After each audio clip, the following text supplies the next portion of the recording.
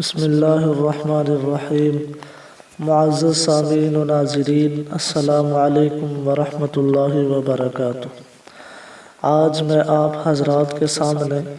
سیدنا ابراہیم علیہ السلام کے اوپر جو اللہ تبارک و تعالیٰ کی طرف سے امتحانات ڈالے گئے، ان امتحانات میں سے علماء اکرام کے مطابق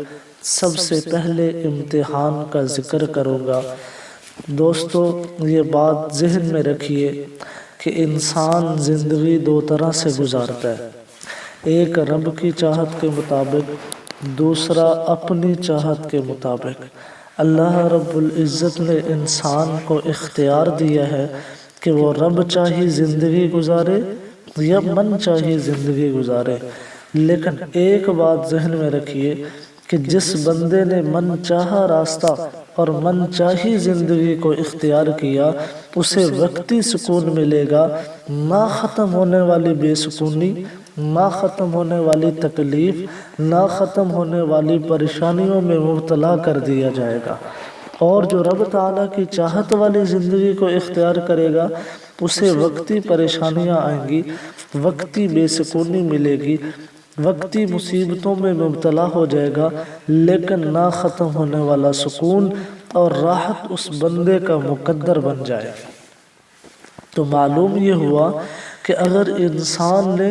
رب چاہی زندگی کو اختیار کیا تو ہمیشہ ہمیشہ کی کامیابی ملے گی، اور اگر انسان نے من چاہی زندگی کو اختیار کیا تو ہمیشہ ہمیشہ کی ناکامی ملے گی۔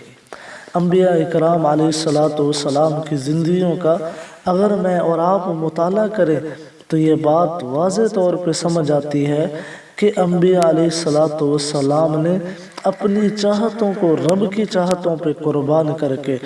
ایک کامیاب زندگی گزاری ہے۔ دنیا میں جتنے بھی انبیاء آئے، سب کی زندگیوں میں یہ بات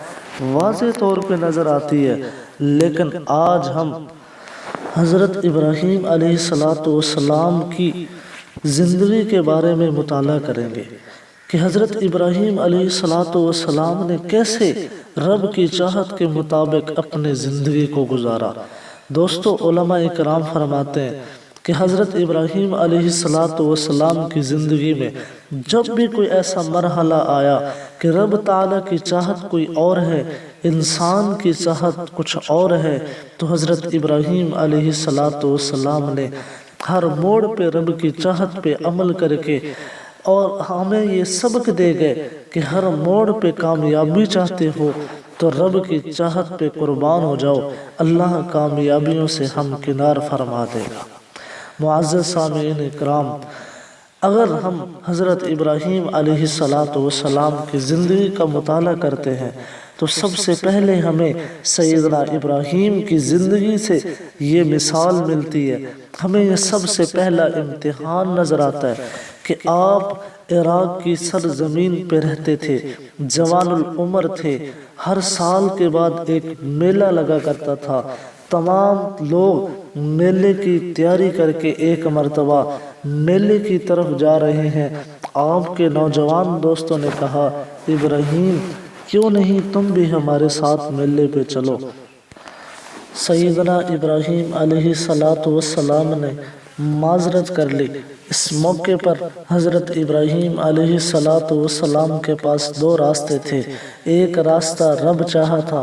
دوسرا راستہ من چاہا تھا۔ بندے کی چاہت یہ ہوتی ہے کہ جب بندہ جوانی کی عمر میں ہو، اس کے دوست میلے میں جا رہے ہوں تو اس کی چاہت بھی یہی ہوتی ہے کہ مجھے بھی ان کے ساتھ جانا چاہیے، سیر و تفریح کرنی چاہیے، جو آخر جوانی کی عمر ہے۔ یہ من چاہا راستہ ہے۔ دوسرا رب تعالیٰ کی چاہت یہ ہے کہ اس کی عبادت میں مصروف رہا جائے، نہ کہ میلے میں جایا جائے۔ اس لیے حضرت ابراہیم علیہ السلام نے اپنی چاہت کو رب کی چاہت پہ قربان کر کے میلے پہ جانے سے انکار کر دیا، اور اسی طرح سیدنا ابراہیم علیہ السلام پہلے امتحان میں کامیاب ہو گئے۔